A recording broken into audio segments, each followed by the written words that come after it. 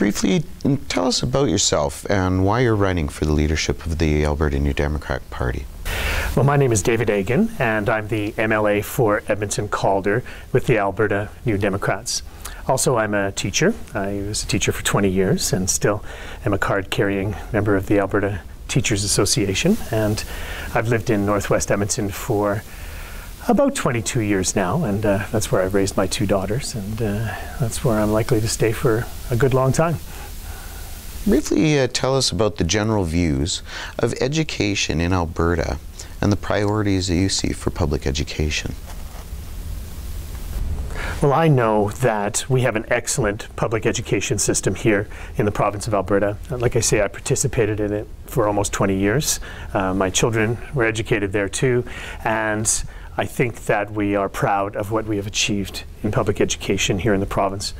However, we also know that in recent years that we've been underfunding our education system chronically here in the province of Alberta, and this has resulted in unreasonably large class sizes, inclusion of students with special need without proper support, and I think just a mountain of extra work and red tape that teachers and students and parents have to put up with. So we can certainly do better. We have a strong foundation, but there's some things that need to be improved.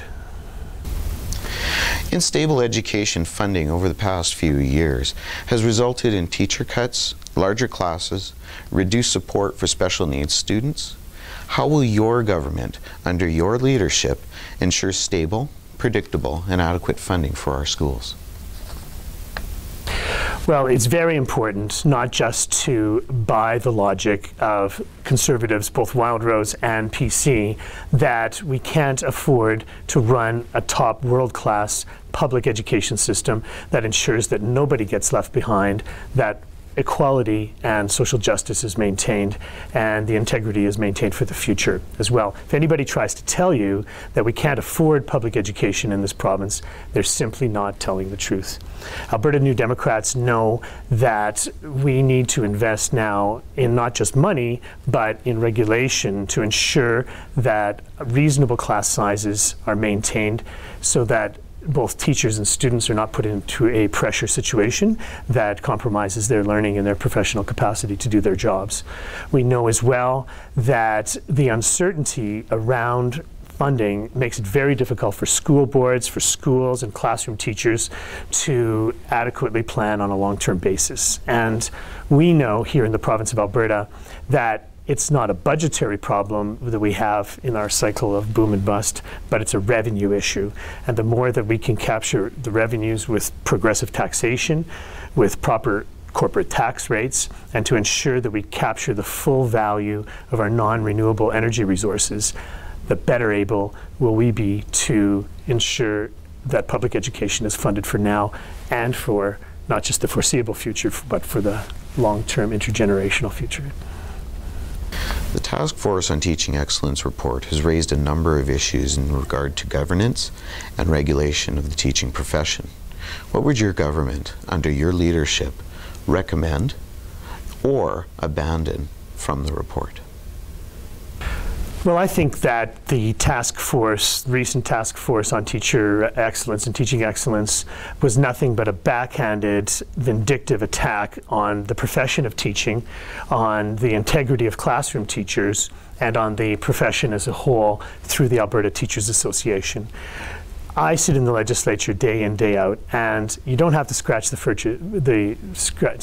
surface very far to see a lot of individuals in there on the conservative side, W. Wildrose as well, that just have it in for teachers and public education in general.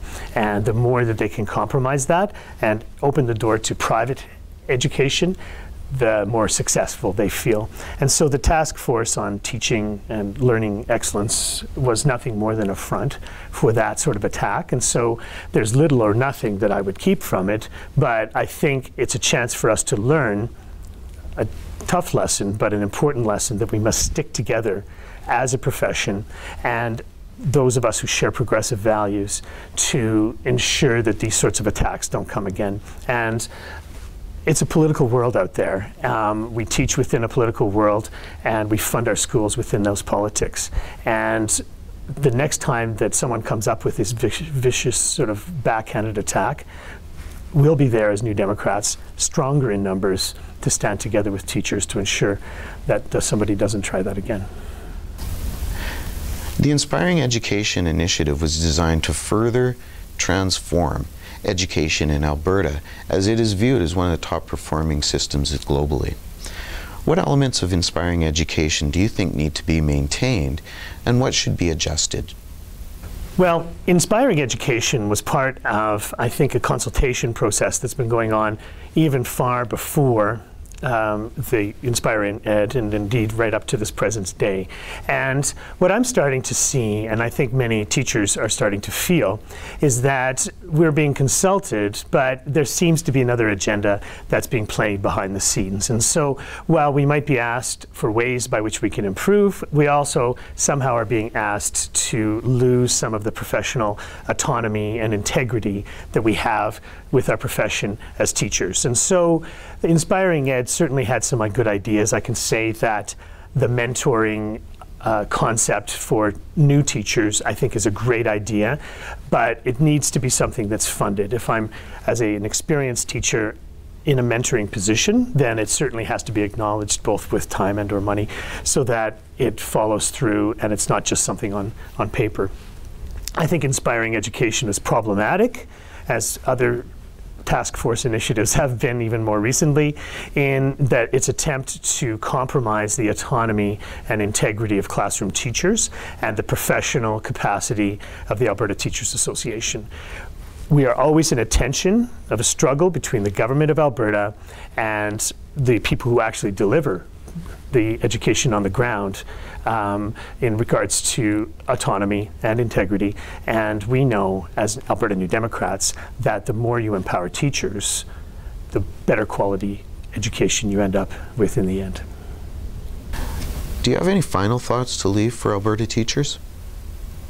I'm a member of the Alberta New Democrats, and I'm running for the leadership of the Alberta New Democrats because I have a very strong set of values that I believe in. I believe in equality, I believe in social justice, and sustainability of both our economy, of our environment, and of the social fabric that holds us all together as Albertans.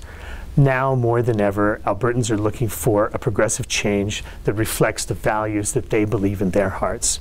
And I believe with the climate of change, with the crumbling of the PC party and whatever else is going on in there, that there's a great opportunity here for us to vote with what we believe in, to vote for the sense of community and social fabric that we all depend on, and to strengthen the things that we own together as Albertans, our public healthcare system, our education, and the resources that are available to us. Human capital is the most important thing we have, and the more we can invest in that, a more equal and just and a sort of society that we can all be proud of is possible here in the province of Alberta.